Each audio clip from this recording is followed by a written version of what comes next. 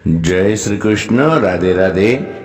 રાધે સત્સંગમાં સત્સંગનું રસપાન કરતા સર્વે આત્મીયજનો, શ્રી વલ્લભની પ્રેરણાથી પ્રેરાઈને રાધે સત્સંગમાં આજે આપણે જોઈએ કયો જીવ પ્રભુને પામે, ચંચલ કે સ્થિર. શ્રી વલ્લભાધીશ કી જય. પ્રિયજનો, જીવ બે પ્રકાર, ચંચલ હોય અને સ્થિર પણ હોય. પણ કયો જીવ પ્રભુની પ્રાપ્તિ પામે તો તે જોઈએ તે પહેલાં આપે રાધે સત્સંગ ચેનલને સબસ્ક્રાઈબ ના કરી હોય તો સબસ્ક્રાઈબ કરશો, જેથી નિત્ય સત્સંગની જાણ આપને થઈ શકે.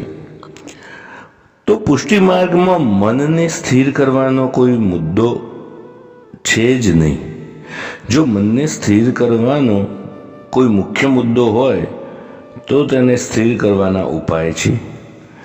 યોગ પર્યાપ્ત તો યોગશાસ્ત્રમાં છે. આપણે ત્યાં મનને સ્થિર કરવાની કોઈ મોટી સમસ્યા છે જ નહીં.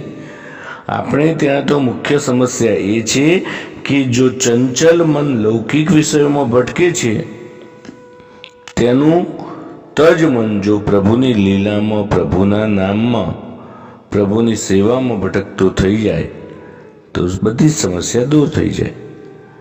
આપણા મનને સ્થિર કરવાનું નથી, મનને એવું ચંચલ બનાવો કે જેથી પ્રભુને એક પછી એક લીલામાં નિરંતર પ્રભુની અનેક લીલામાં ભટકતું આ મન થઈ જાય. મનને સ્થિર કરવાનું હતું તો સર્વોત્તમ સ્તોત્રનું એક આનંદ નામ પર્યાપ્ત હતું. એક પરમાનંદ નામ પર્યાપ્ત હતું. મનને સ્થિર કરવા માટે સર્વોત્તમ સ્તોત્રના 108 નામની શું જરૂર? પુરુષોત્તમ સહસ્ત્ર નામમાં સહસ્ત્ર નામની શું જરૂર? તે ભૂલી જાઓ. આપણે ત્યાં મનને સ્થિર કરવાની કોઈ સમસ્યા છે જ નહીં. એ તો યોગવાળાની છે. આપણે ત્યાં તો સમસ્યા એ છે કે મનની ચંચલતા પ્રભુને કેમ સમર્પિત કરવી. મન અને મનની ચંચલતા પ્રભુને કેમ સમર્પિત કરવી એ પાયાનો મુખ્ય વિષય છે. આપણું મન નિરંતર ચંચલ રહે. ચંચલ એટલે હર વખત ચાલવા તૈયાર રહે. કૃષ્ણની એક લીલામાંથી બીજી, બીજામાંથી ત્રીજી, એમ અનેક કૃષ્ણ લીલામાં આપણું મન ચાલતું રહે. કંસનું મન પ્રભુમાં એટલું સ્થિર હતું કે ખાતા પીતા બેસતા ઉઠતા પ્રભુ કાલના સ્વરૂપમાં જ એને દેખાતા હતા. આવું સ્થિર મન શું કામનું? મન ભટકતું ચાલતું રાખવાનું.